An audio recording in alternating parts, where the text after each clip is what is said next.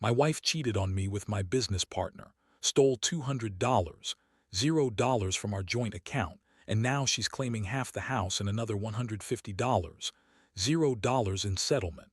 I thought I knew her, but everything's crumbling amid lies and legal battles. I never thought I'd be the guy sitting here, writing about how my wife, Lisa, turned out to be the biggest cheat and liar I've ever known.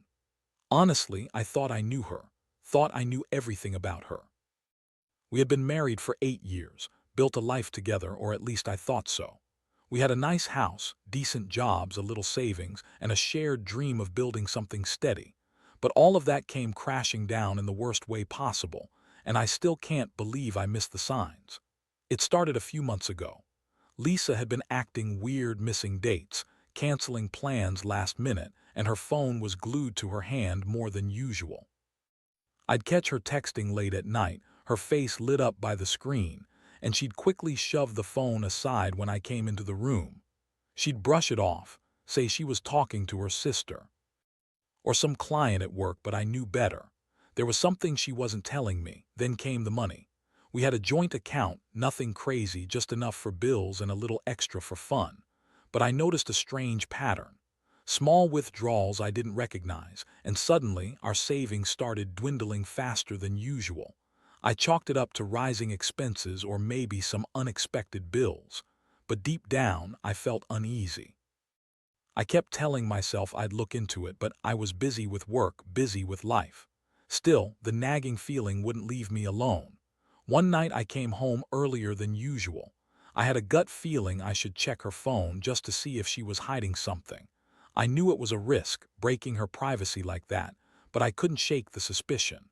I found her in the bedroom, texting someone. Her fingers flew over the screen and she looked tense. I peeked over her shoulder and saw the name Mike pop up repeatedly. My stomach clenched. Mike was her coworker, but the way she was texting him, it was clear there was more going on. I saw enough. Her messages weren't just friendly banter. They were flirty, intimate. She was talking about meeting him after work, about how much she enjoyed spending time with him, and even more disturbing, she mentioned how she was tired of the fake marriage with me. I froze. My heart started pounding so hard I thought it might burst out of my chest. That was the moment I realized everything I thought I knew about Lisa was a lie. I didn't confront her right then. Instead, I backed out of the room, my mind racing. I needed to think, to process what I had just seen. It felt like the ground had shifted beneath me. How long had this been going on? Was I just blind, or did I refuse to see the signs? I felt betrayed, angry, sick, like I'd been punched in the gut. And the worst part, she had the nerve to act innocent when I finally sat her down and asked about the messages. She denied everything, calling it just a misunderstanding, a mistake, and that I was overreacting. Yeah, right. A mistake that involved planning secret meetings and talking about leaving me. I wasn't born yesterday. That night I could sleep. My mind kept replaying her words, her lies, the betrayal. I felt a mixture of rage and heartbreak. I had trusted her with everything, my heart, my money, my life, and she had been sneaking around, screwing her coworker and stealing from us. The money thing was the cherry on top. I found out she had siphoned off about $200, $0 from our joint account over the last year. I don't even know how she managed to do it without me noticing. She's usually pretty careless about hiding her tracks, but somehow she pulled it off. She's a bitchy liar and she's good at covering her tracks. I knew I had to do something. I couldn't just let her get away with this. I started planning my next move, but honestly I was overwhelmed. This wasn't just about the money or the affair. It was about trust, respect, everything I thought we had. I felt so stupid for not seeing it sooner. All those signs, her late nights, her secretive texts, her sudden interest in her appearance, everything pointed to her cheating. And now I had proof. I had to decide what to do next, but I knew one thing. I wasn't going to let her walk all over me. She might think she's clever, but she underestimated the damage she did. And I was going to make sure she paid for it, one way or another. After I gathered my thoughts and tried to clear the fog of shock and rage, I knew I couldn't just sit on this information. I had to confront her again, but this time with a plan. I needed to get the full story, understand how deep her lies went, and figure out what her next move was. The more I thought about it, the angrier I got, especially knowing she had stolen that much money and was planning to leave me for Mike. How long had this been going on? Did she plan to take everything? The next day, I decided to play it cool. I didn't want her to suspect I knew everything, at least not yet. I arranged to come home early from work, pretending I had a last-minute meeting. I wanted to catch her off guard, see if she slipped up. When I walked in, the house was eerily quiet. No sign of her in the kitchen or living room. Instead, I found her upstairs in the master bedroom, sitting on the bed with her phone in her hand, looking tense. I didn't say a word. I just stood in the doorway watching her. She looked up, startled, and then quickly tried to hide her phone behind her back. That's when I saw the slight tremor in her hand. I could tell she was nervous. I walked in slowly, closing the door behind me. "Lisa," I said softly, but with enough coldness in my voice to make her flinch. "Can we talk?" She tried to act innocent, like she had no idea what I was talking about. She started with her usual bullshit, how she's been stressed, how she's tired of pretending everything's okay, how she's not cheating on me. Yeah, right. I pulled out the messages, the bank statements, and laid it all on the bed between us. Her face turned ghostly pale. She stammered, denied everything, called me paranoid, and said I must be misunderstanding her. But I was. I had the proof in front of me. I told her I knew about Mike, about the money, about her plans to leave. Her eyes flickered with panic, and she started crying, really fake. Tears, I could tell. She said she was sorry, that she made mistakes, that she never meant to hurt me, that she was just overwhelmed, that she loved me but needed something more. I wanted to puke. She's always been good at spinning lies, but this time her lies weren't working. I asked her why she stole from us $200 for God's sake. Her excuse was that she needed a fresh start, that she was tired of feeling trapped. She claimed she was going to leave me, take half the house, and get a settlement of $150, $0. She said she wanted her independence and that I was suffocating her. I couldn't believe the bullshit she was feeding me. She's a bitchy, manipulative woman, and she's been planning this behind my back all along. The shock was starting to wear off, replaced by pure, unfiltered rage. I felt like I was suffocating myself just listening to her lies. The betrayal cut so deep I didn't know what to do with myself. I realized she'd been lying for months, maybe longer. She had been screwing around, stealing from us, and planning to walk away with everything. And I was just supposed to accept it. Not a chance. I told her I needed some time to think, that I wasn't going to let her walk out with my house or my money. I told her I'd be talking to a lawyer and that she'd better get her story straight. She tried to play the victim, crying and begging me to forgive her, saying she'd do anything to fix this, but I wasn't buying it. I knew her game. She's always been good at lying, but I'd had enough. I was done being a fool. That night I couldn't sleep again. My mind kept racing, trying to figure out my next move. I felt betrayed, humiliated, and furious. I had trusted her more than anyone, and she had used that trust against me. I didn't know how I was going to get through this, but I knew I had to act fast. I started calling lawyers, digging into our finances, and planning how to protect what was mine. The thing that struck me hardest was how she had lied so effortlessly. She's a bitchy, manipulative woman, and she's good at covering her tracks, but her lies are starting to unravel now. She thinks she's smart, that she can get away with everything. But I'm not going to let her. I want her out, and I want her to pay for all this. I've never felt such a sense of betrayal in my life, and I swear I'm going to make sure she regrets ever crossing me. Over the next few days, everything felt like a whirlwind. I was poring over bank statements, legal documents, and trying to piece together just how deep her betrayal went. The more I uncovered, the more I realized how much she'd been lying. About her affair, about the money, about her plans to leave. It was like discovering a whole different person, someone I didn't even recognize. Lisa had always been bitchy and manipulative, but this was on a whole new level. She was cold, calculating, and completely willing to destroy what we built for her own selfish gain. I made an appointment with a lawyer, a sharp guy named Mark who specialized in divorce and asset protection. Sitting across from him, I explained everything: her affair with Mike, her theft of $200, $0, her plan to take half the house and get a settlement. Mark nodded, taking notes, and told me I had a strong case to protect my assets. I also learned that she'd been transferring money into secret accounts, trying to hide her tracks. That made me even more furious. She thought she could pull this off and walk away with everything, but I was determined to stop her. I decided I needed to confront her again, but this time with the legal groundwork laid out. I told her I was filing for divorce, that I was serious about protecting my interests. She freaked out.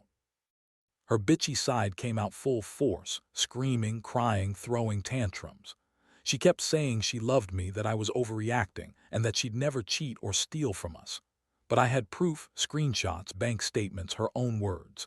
She had nowhere to run.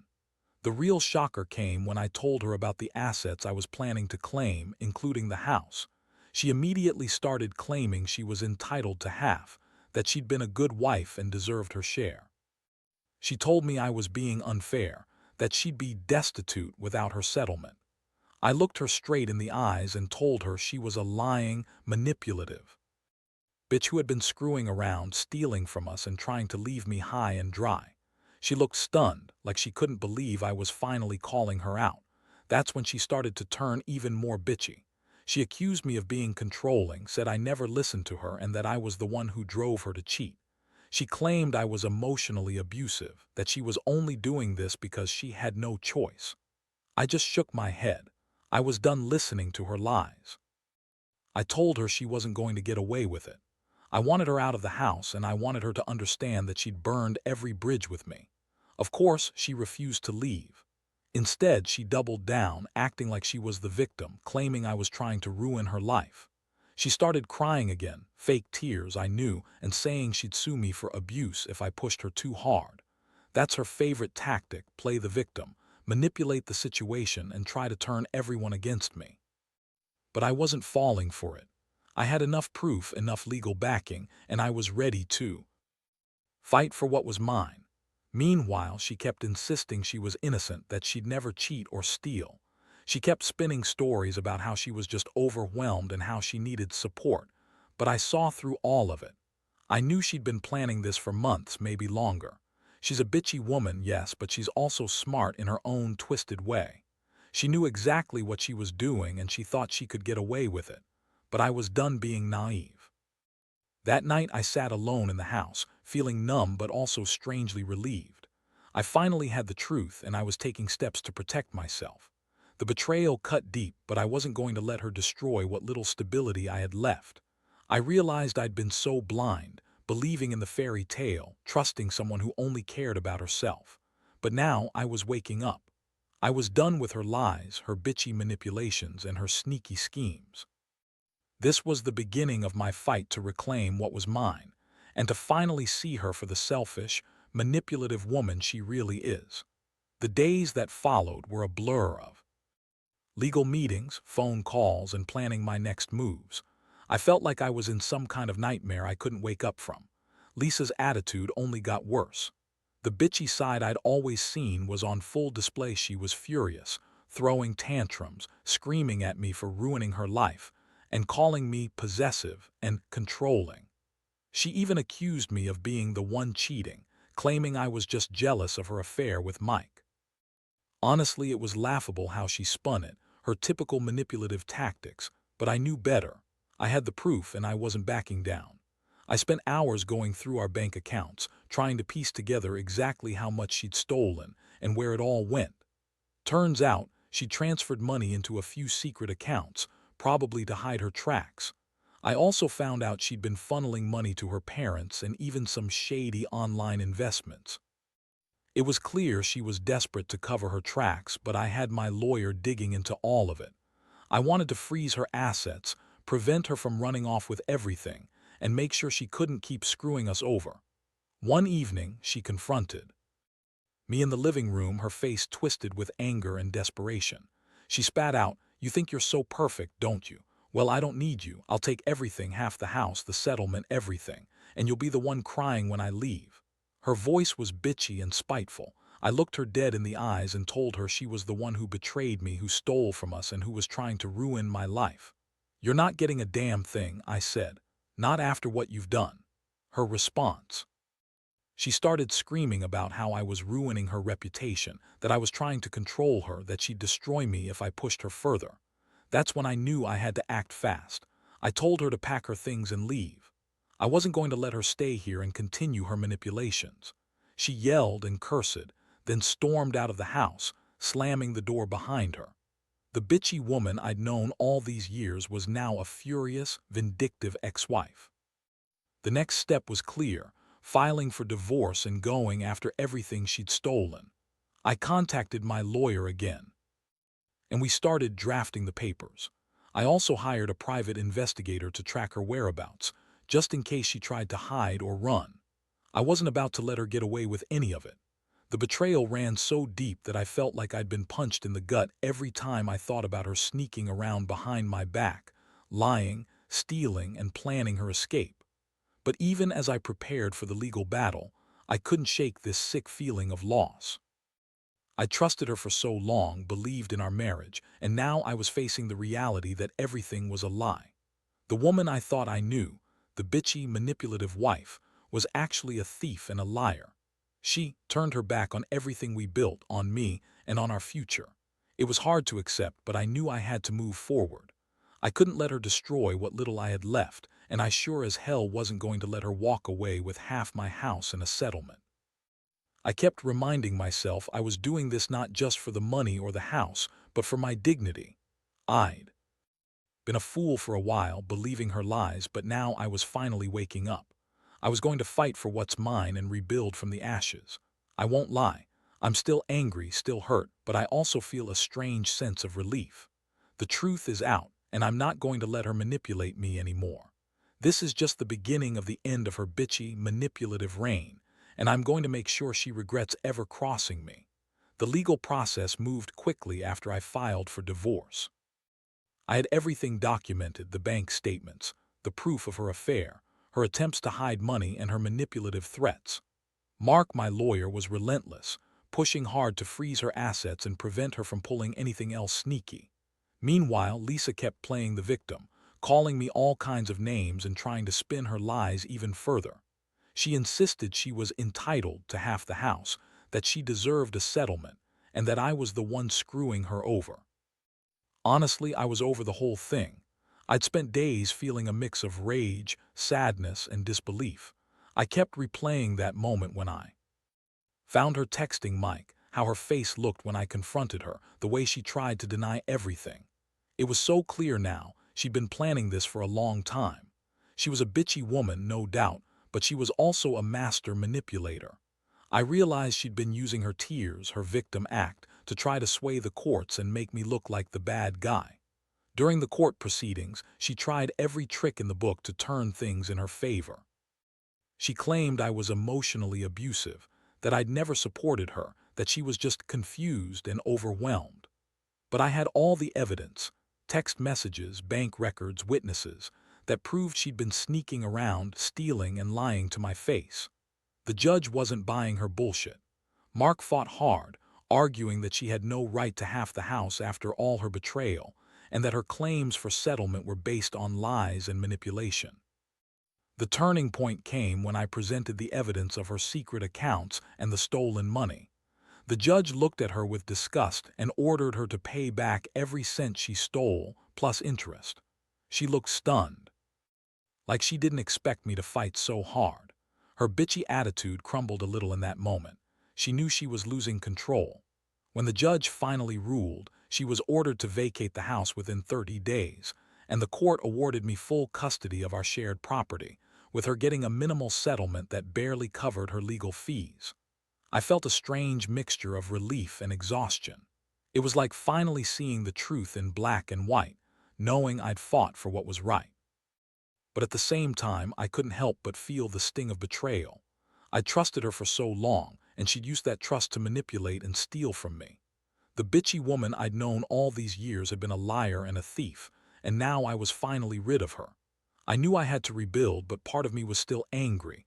Angry that I'd been so blind, angry she'd lied so well, and angry that she'd tried to ruin everything we had. In the aftermath of it all, I started packing up her things. She didn't want to leave. The bitchy side still showed up, demanding more, trying to guilt-trip me into changing my mind. But I was firm. I told her she had no right to be here anymore, that her manipulations and lies had cost her everything. I couldn't believe how much my life had changed in just a few weeks. The house felt emptier, colder somehow, but I was finally starting to breathe again. Looking back, I realize I learned a lot from this nightmare. Trust is fragile, and sometimes the people you think you know the best are the ones capable of the worst betrayal. I also learned that being honest and firm in your convictions pays off, standing up for myself, fighting for what's right, and not letting her manipulations win. She was a bitchy woman, yes, but her manipulations were even more toxic. I'm glad I fought back, and I hope anyone else dealing with similar shit learns they don't have to accept betrayal silently. Sometimes, the only way to reclaim your life is to confront the lies head-on and refuse to be a victim anymore. Now that everything's settled, more or less, I spend my days trying to put the pieces back together. It's been a brutal ride, no doubt about it.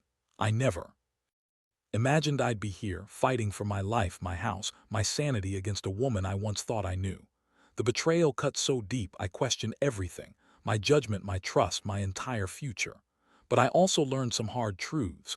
People can surprise you in the worst ways, and sometimes the only way to survive is to stand your ground and fight back. Lisa is gone now. She's trying to rebuild her life, I guess. She's bitter, still bitchy, and probably blaming me for everything. I don't really care anymore. I've moved on, although I'll admit the scars of her lies and betrayal will stay with me for a long time. The house is mine, my savings are intact, and I've taken steps to make sure she can't screw me over again. I've become more cautious, more guarded. Trust, I've learned, is something to earn, not just give away freely. Looking back, I see how much I let her manipulate me, believing her fake tears, ignoring the red flags, excusing her bad behavior. I was blinded by love, by the idea of a happy life together. But now I know better.